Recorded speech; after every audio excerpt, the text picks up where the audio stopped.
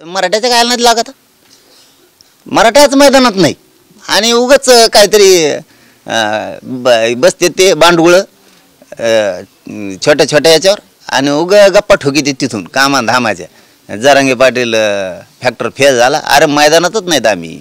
छगन भुजबळ असं म्हटले की जरांगे फॅक्टर फेल झाला, रात्री 3 वाजेपर्यंत माझ्या मतदारसंघात फिरले, सभा घेतल्या. अरे म्हणा येडपाटा, तुला काही कळत आहे का? मी सांत्वन भेटीला आलो, तुला सुख दुःख कळतं का काही? जाता जाता तिकडच्या मार्गावरून चला म्हणले दर्शन घेऊन आणि तिकडून गेलो.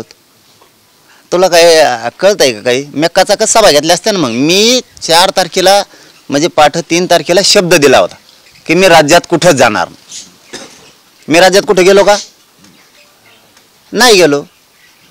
ठीक आहे, तुम्हाला आता होऊन गेलं, गोड बोलून मराठ्याचे मतं घेतले, ठीक आहे, उद्या आमचं आहे. मग उद्या पुन्हा होणार आहे, त्या टायमाला उद्या आमचं आहे, मग हे ध्यानात राहू द्या. आणि आता आलंय ना सरकार, मराठ्यांच्या ताकदीवरती आलेलं आहे, ते सुद्धा आलेलं. आम्ही असं कोणाच्या जत्रात जाऊन त्या नळ्यासारखा खेळ नाही करत, लोकांच्या गर्दीत जायचं आणि हे म्हटलं हे काही येत आमचा फॅक्टर आहे, आमका आहे, तमका फॅक्टर टाकी देत आणि ह्या आमच्या फॅक्टरमुळंच सरकार आलं, हे झालं. यांना दुसऱ्याचे पाळणे लोटायची सवय पहिल्यापासून.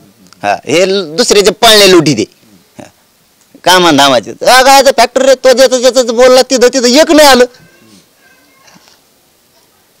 तू जिथं गेला तो एक बी नाही आलं. तिथं लोकांच्यात निवडून आलं काय आलं म्हणतो मग येत.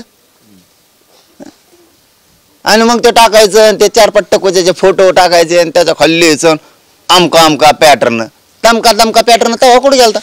मग आम्ही मैदानात पाहिजे होतं, मग राहिला असं कचका तुमच्या पॅटर्नचा बी. आम्हाला मराठ्याला काही सोय सुतक नाही, सरळ सांगतो. यांच्यासारखे आम्हाला दुसऱ्याच्या पाळणे लोटायची सवय नाही, यांना पाळणे लोटायची सवय बळच.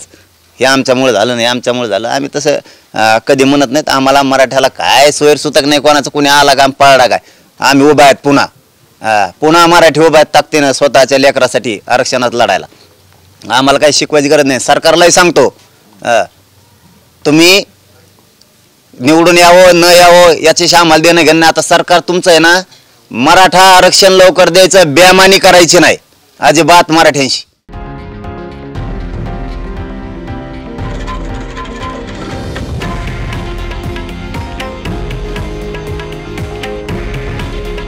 हे आहे देशातील नंबर 1 न्यूज नेटवर्क आणि आपण पाहत आहात TV9 मराठी. काळजी तुमची, हित महाराष्ट्राचं.